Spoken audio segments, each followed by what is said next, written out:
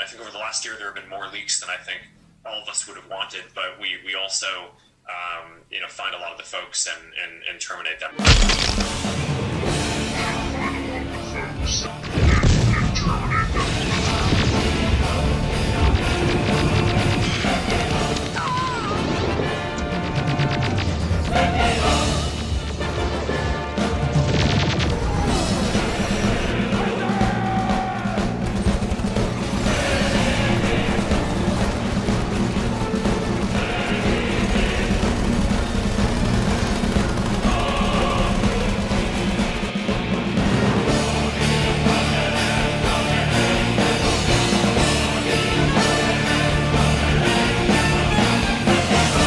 What's going on, everyone? Jeremy here from The Quartering, and it appears that the many woke staff members of Facebook are genuinely scared, demanding answers from Mark Zuckerberg and how he will prevent their censorship methodologies from continuing to leak. In a new video, Mark Zuckerberg is forced to answer to his employees about how he will keep their evil plans under wraps. Look, Facebook is used by what, 200 plus million in the United States and billions worldwide. The idea that, there are a lot of people even that say, I quit Facebook, yet they use it all the time. There's lots of lurkers, there are lots of users. It's a gigantic platform. As much as I hate it, I've often considered going back and at least posting my videos there because there's a huge audience there. And until they, find alternatives, they're not going to leave. And what do I talk about in a lot of my videos? Alternatives. Minds.com, for example, a great alternative to Facebook. Now, Project Veritas puts out a new insider tape revealing Facebook CEO Mark Zuckerberg and top executive Heidi Schwartz prioritize punishing truth seekers over acknowledging secret censorship of actually true events or facts. Heidi Schwartz, Facebook VP, Deputy General Counsel, this is via, again, Project Veritas, Employment Law and Investigations. Quote, Project Veritas released a video last week alleging that what they had uncovered in a new effort to smear poke concerns globally. It was based on leaked documents about health integrity program that we have in place to combat poke hesitancy about taking a hard stance against this particular information or misinformation. This isn't a new effort. This is a program we've proudly spoken about publicly in our blog, which is always weird. I actually, I don't necessarily have a problem with the tagging of verified misinformation. I really don't. What I do have a problem with is when information is tagged as, quote, potentially misleading when it's just information that they don't like. And we've seen a lot of that on Twitter and Facebook. Schwartz goes on to say, the leakers threatened our open culture. As Mark Zuckerberg said, they make it harder for us to achieve our goals. They generally encourage more leaks. Good. I know some people here feel that there are good leaks and that there are bad leaks, but they're all damaging. That's not the right way to bring about change, especially at a company like this. That's actually incorrect. Leaks are extraordinarily important. They are useful in generating change in numerous ways.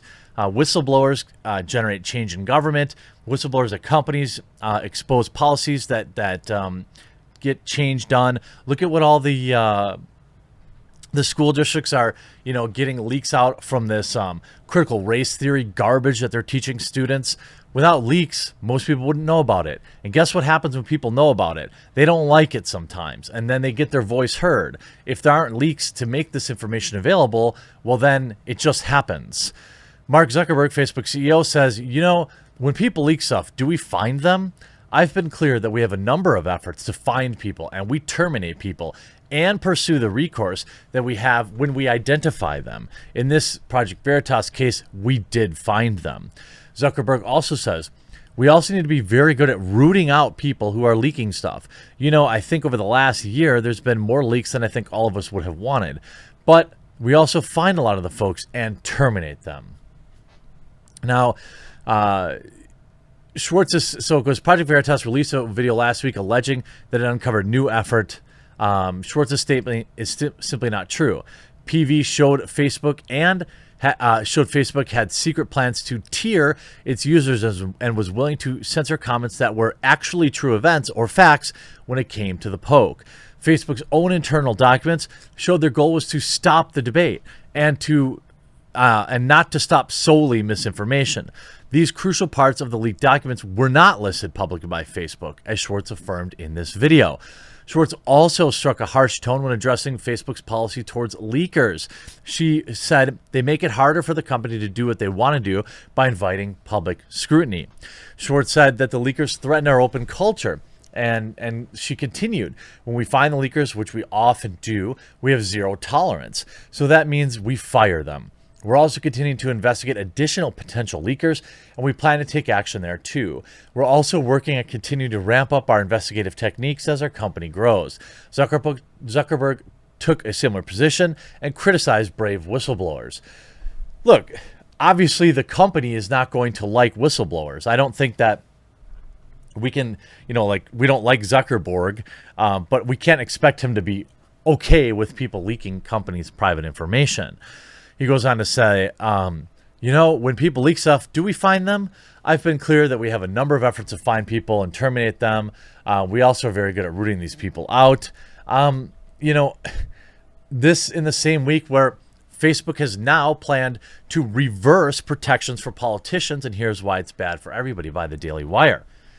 Facebook expected to announce that they will be ending their policy of, quote, special protections for politicians on their platform indicates that Facebook, whose CEO Mark Zuckerberg is one of the few high-profile figures in the tech world who have been vocally argued in favor of free speech, is caving to the left's increasingly aggressive censorship demands.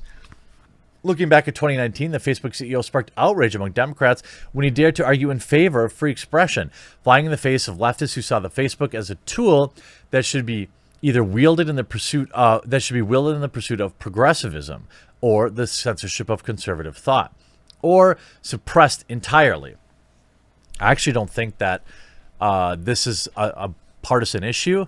I think that there are a lot of things that are non-political that get suppressed that shouldn't be. The best way to deal with, the best disinfectant for bad ideas is sunlight. It's not to push them underground where they go unchallenged. I mean, how many times do we have to teach you this, old man? They said this. So Facebook announced almost unprecedented policy for the politicians in the world of social media. We don't believe that it's an appropriate role for us to referee political debates and prevent politicians' speech from reaching its audience and being subject to public debate and scrutiny, said Facebook vice president, and back in 2019. That's why Facebook exempts politicians from our third-party fact-checking program. They added that we will treat speech from politicians as newsworthy content that should, as a general rule, be seen and heard. Fast forward to 2021, Donald Trump remains banished from both Facebook and Instagram after Facebook's, quote, oversight board held his indefinite suspension, alleging that the two posts that Mr. Trump made in January severely violated Facebook's community standards guidelines, claiming that phrases like, "We love you, you're very special, great patriots, and remember this day forever," had violated Facebook's rules prohibiting praise of bad behavior. This is demonstrably absurd that has appeared to open the door to the action against conservatives more broadly.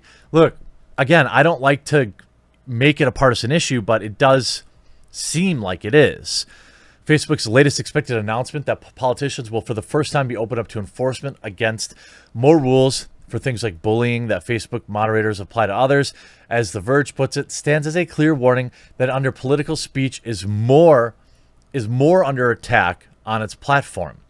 While many will argue that this was already the case, it's crucial to understand that the line being crossed. Political rhetoric, both from the left and the right, is subjective by design. Politics is subjectivity. The purpose of Facebook's original policy was to acknowledge this fact by not holding politicians to the same standards to some extent as other users. However, by applying content moderation that by its very nature will be subjective, conservatives will almost certainly bear the brunt of big tech's leftward political leanings. We are slowly witnessing the forced expulsion of conservative ideology from big tech's Overton window. It's time to realize what's going on and push for our right for the seat at the table. Well, yeah, I mean, sure. I don't disagree. Facebook to end special treatment for politicians after Trump banned. Well, I'm guessing that they either had to reinstate him or end it. And look, I'm in favor of not banning anybody from these platforms unless they like, my threshold of banning is very narrow, because if you were to tell me that it's a right, let's say in the United States, to be able to argue with our politicians, as we saw legally upheld, right? These people sued the president of the United States because he blocked them on Twitter, and I'm pretty sure they won. So if that's a right to be able to scream into the void at my president, then how can you then say it's not a right for a citizen to have a Twitter account or a Facebook account? The threshold for citizens who want to interact with politicians and government officials should be also broad, or the rules should be more narrow, saying, so maybe you get suspended, but then I should still be able to interact on every politician's post, right? It's a slippery slope that I don't like. I don't like deplatforming, bannings in any way. And I don't like having to continue to push my politics further into the conservative world, because they're the only ones that appear to give a damn about free speech anymore. I hope you enjoyed this video. We'll talk to you again real soon.